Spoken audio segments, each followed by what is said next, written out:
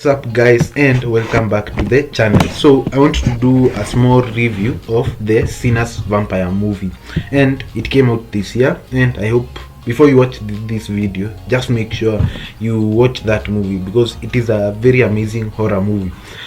Let's go through the main actors. Obviously the main actor in this movie is Michael B. Jordan. He played Killmonger in Black Panther. So I think the casting itself was pretty amazing. I don't complain at all in that.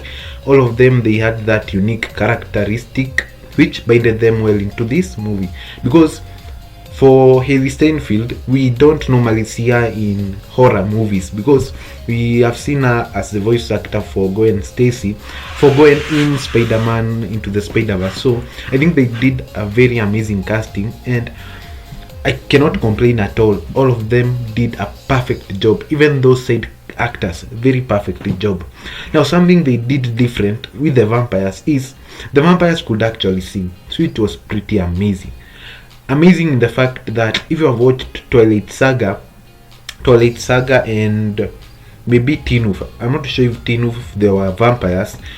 These vampires in Sinners, they had that difference. Yes, the main plot is that they bite you, become a vampire, but they had that uniqueness because they could sing.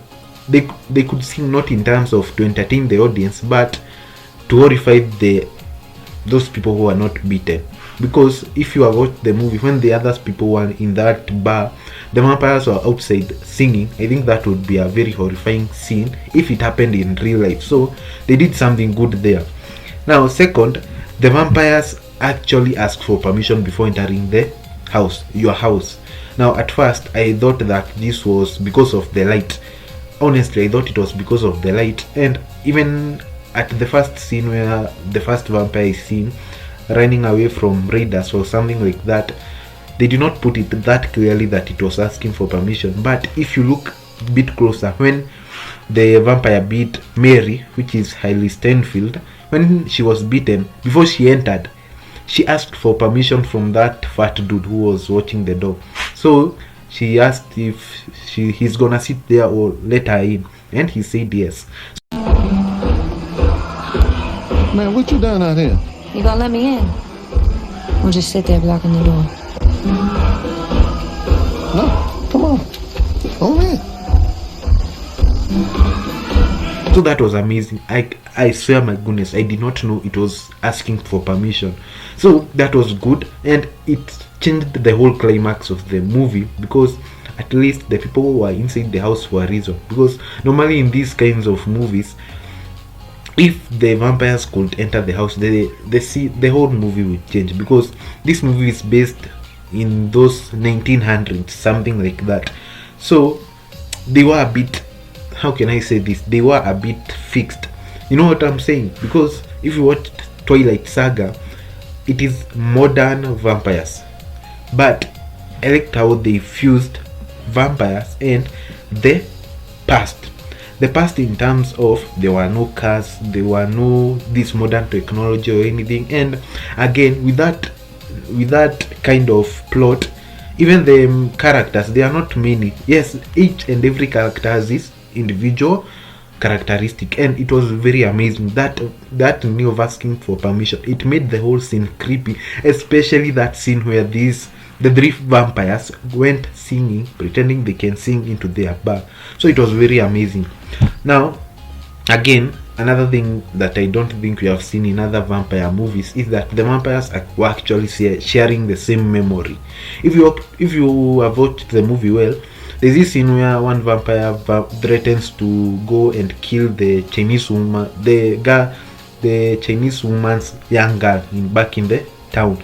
And I think it was very amazing because it shows at least all the vampires, they are the same. Because if I bite you, you become one of us, because it is like a zombie virus which is spreading. But this one, they thirst for blood and they are actually thinking straight. So that was amazing, sharing the same memory and asking for permission. It has just, brought something new, exciting, because you enter into a theater expecting these vampires, they are just going to suck blood and nothing more, nothing less. So that thrill of that theme was amazing. again, the shadowing detail was amazing. If you watched video editing tutorials, you know that shadowing can help show differences in characters, like on another level. Like for example, me, let's say I move the torch here, you see I have shadows. And if you watch that movie, there's this scene where the vampires are outside with the girl and they are singing to her. Because they are outside, the vampires have more shades in their eyes, on their nose, and maybe on their clothes, something like that. But the person who has not yet been beaten, he or she does not have any shadows. So that detailing was very amazing. Because yes, you can show us that they have teeth or something like that. Even I don't think in Twilight Saga they had that level of shadowing, because you want to portray someone as a villain, you don't want them to see lighter, you don't want their shadows to be light, they have to be very dark.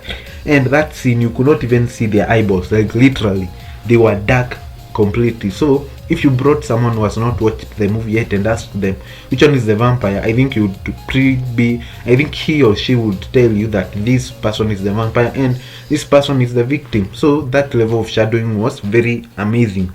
And once more, I see it was a pretty good horror film, and it turned out in a way that we did not expect. Because at first there was this scene where those three vampires came up to the bar.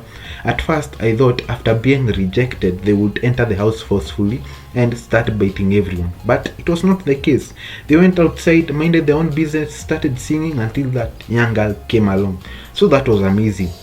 Again, this theme of, let's say you want to portray twins in a movie, you just get actors who look the same and they start to bond and it starts to look realistic.